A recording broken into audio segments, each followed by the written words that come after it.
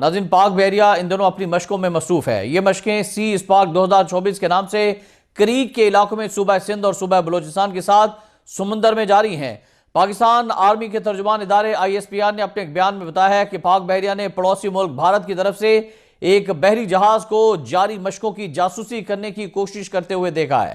ISPR کی طرف سے یہ بیان ایڈمرل پاک بحریہ نوید اشرف کے مشقیں دیکھنے کے فوراً بعد سامنے آیا ہے۔ آپ نے ابھی بات کی ہے کہ لڑائی جنگ کے بدلے مطلب کہ فساد ہوتا ہے، لڑائی نقصان ہوتا ہے، لیکن اگر یہ نقصان ہوتا ہے تو پھر نبی پاک صلی اللہ علیہ وسلم نے غزوہ بدر میں بھی جہاد کیا، جنگ کی۔ 65 کنٹریز، اور اس میں آپ دیکھیں کہ انڈیا جو ہے that is in blue, America is in also بلو، ٹھیک ہے، اور یہ جو بالکل ایکسٹریم بلو ہیں یہ الیکشن میں مبینہ دھاندلی کے خلاف جماعت اسلامی سڑکوں پر نکل آئے۔ وفاقی دارالحکومت عوام کے حق پر ڈاکہ نامنظور۔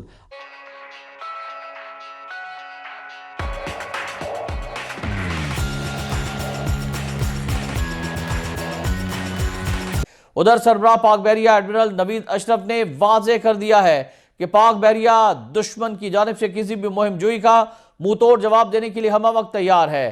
ISPR کے مطابق بحری مشق سی اسپاک 2024 کے دوران بحری جہازوں، کوسٹل اور کریک ایریاز، اورماڑہ، کیٹی بندر اور شاہ بندر میں نیول تنصیبات کے دورے کے دوران نیول چیف خطاب کر رہے تھے، اور نیول چیف نے کھلے سمندر میں پاک بحریہ کے جنگی جہازوں پر مشق کی سرگرمیوں کا خود جائزہ لیا۔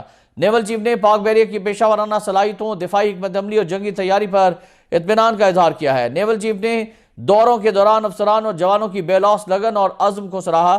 مشق میں پاک بحریہ کے تمام جنگی اثاثوں کے ساتھ ساتھ PMSA اسپیشل فورسز، پاک میرینز بھی شامل ہیں۔ بحریہ کی جنگی مشق سی اسپاک 2024 میں پاک بحریہ کے ساتھ ساتھ پاک آرمی اور پاکستان ایئر فورس کے اہلکار اور اثاثے اس کے علاوہ جوائنٹ آپریشنز میں مشترکہ طور پر حصہ لے رہے ہیں۔ 25 جنوری سے جاری مشق سی اسپاک کا مقصد پاک بحریہ کی جنگی حکمت عملی کا جائزہ لینا ہے اور کسی بھی بھارتی جارحیت سے نمٹنے کے لیے پاک بحریہ اور پاک ایئر فورس کو ہمہ وقت تیار رکھنا ہے۔ ناظرین، اسی دوران پاک بحریہ نے ایک بڑی کامیابی حاصل کی ہے۔ پاک بحریہ کی 6ٹھی ہنگور کلاس آبدوز کی تیاری کا آغاز کر دیا گیا ہے۔ ہنگور کلاس آبدوزیں جدید ترین ٹیکنالوجی ہتھیاروں سے لیس کی جائیں گی۔ پاک بحریہ کی 6ٹھی ہنگور کلاس آبدوزوں کی تیاری کا جو آغاز کیا گیا، اس حوالے سے تقریب کا انعقاد Karachi shipyard and engineering works میں ہوا۔ Chief of the naval staff admiral Naveed Ashraf ہی تقریب کے مہمان خصوصی تھے، اور ہنگور کلاس آبدوزیں جدید ترین ٹیکنالوجی ہتھیاروں سے مسلح کی جا رہی ہیں۔ قومی جہاز اور آبدوز سازی کی صنعت کو تقویت دینا نیول ہیڈ کوارٹرز کی اولین ترجیح قرار دیا گیا ہے۔ مقامی طور پر جدید آبدوز کی تیاری میں وزارت دفاعی پیداوار، پاک بحریہ اور کراچی شپ یارڈ کی مشترکہ کاوشیں لائق تحسین ہیں، اور ہنگور کلاس آبدوزوں کی پاکستان میں تیاری سے پاک بحریہ کی خود انحصاری کی کاوشوں کو فروغ حاصل ہوگا، اور دشمن ملک بھارت کو یہ واضح پیغام دے دیا گیا ہے وہ کسی بھی پاکستان کے اوپر سمندری یا فضائی جارحیت سے باز رہے۔ اور یہ خدشات موجود ہیں کہ جس طرح کھل کر غزہ جنگ میں بھارتی حکومت کی جانب سے اسرائیل کا ساتھ دیا جا رہا ہے، اور یہ جنگ جیسے جیسے آگے پھیلتی چلی جا رہی ہے، کسی بھی وقت بھارت پاکستان پر بڑا حملہ کر سکتا ہے، جو کہ اس وقت اندرونی طور پر نریندر مودی بہت سی مشکلات کا شکار ہے، اور وہ انتخابات جیتنے کے لیے کچھ بھی کر سکتا ہے۔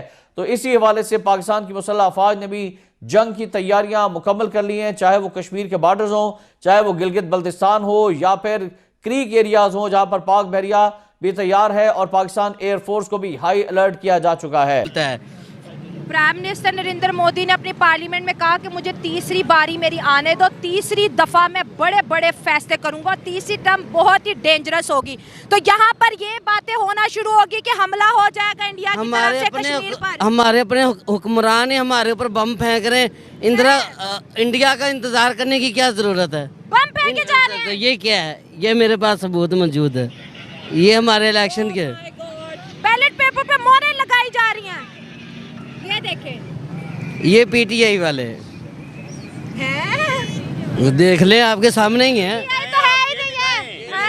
یہ دیکھیں، میں غلط کہہ رہا ہوں آپ کے پاس، میں تو نہیں بول رہا ہوں، وہ یہ بول رہا ہے، موبائل بول رہا ہے، وہ ویڈیوز نون لیگ کی بھی آ رہی ہیں، ان کی بھی آ رہی ہیں۔ الیکشنز کا کیا کیا؟ یہ کیا ہوا؟ یہ کیا ہے؟ یہ سلیکشن ہے، یہ الیکشن نہیں ہے، یہ سلیکشن ہے۔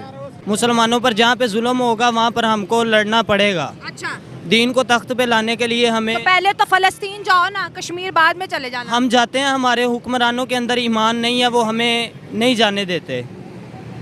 اچھا, تو کشمیر کو بار بار کیوں سیاست کے نام پر استعمال کیا جا رہا ہے؟ کون ابھی انڈیا میں یہ بات کی گئی ہے کہ تیسری ٹرم ہماری بہت بڑی ہوگی اور بڑے بڑے فیصلے کیے جائیں گے. آپ کو ڈر پڑ گیا کہ حملہ ہو جائے گا؟ نہیں, انشاءاللہ مسلمانوں کے اندر ایمان ہے, اور یہ اگر حملہ کریں گے تو ہم جواب دینے کے لیے بھی تیار ہیں. تو نواز شریف تو کہتے ہیں دوستی کریں گے, جو کہ بہت اچھی بات ہے. انڈیا کے ساتھ دوستی نہیں ہو سکتی. کیوں؟ کیونکہ وہ کافر ملک ہے. مسلمان بھی تو رہتے ہیں 27 کروڑ. جو ادھر مسلمان ہیں وہ ہمارے بہن بھائی ہیں, ان کے لیے دوستی کر لو. چلو ان کو بھی ہم لے کے آئیں گے ادھر ہی پاکستان میں. لو جی, آج تک کوئی آیا انڈیا سے؟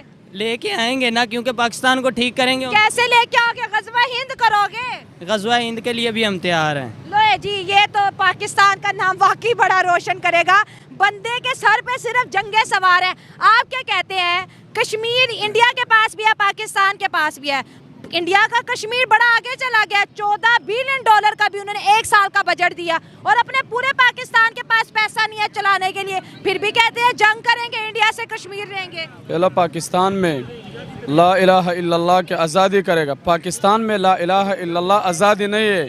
پاکستان میں پہائشی وہ بغیرتی ہر طرف سے زناکاری شروع ہو گیا. پہلے پوچھے گا ادھر پاکستان میں ٹھیک کرے گا, دوبارہ میں افغانستان اسلامی قانون شروع ہو گیا. کون سا یہ سارا پٹھان ہے جہاد فی سبیل اللہ کا؟ کون ہے الجہاد فی سبیل اللہ؟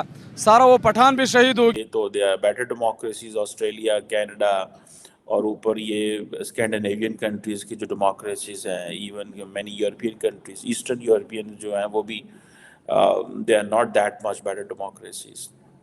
بہرحال کوشچن آتا ہے پاکستان کے اوپر, اور پاکستان کا کوشچن یہ ہے کہ 165 انڈیپینڈنٹ اسٹیٹس اور کا انہوں نے نکالا کہ ہو از واٹ.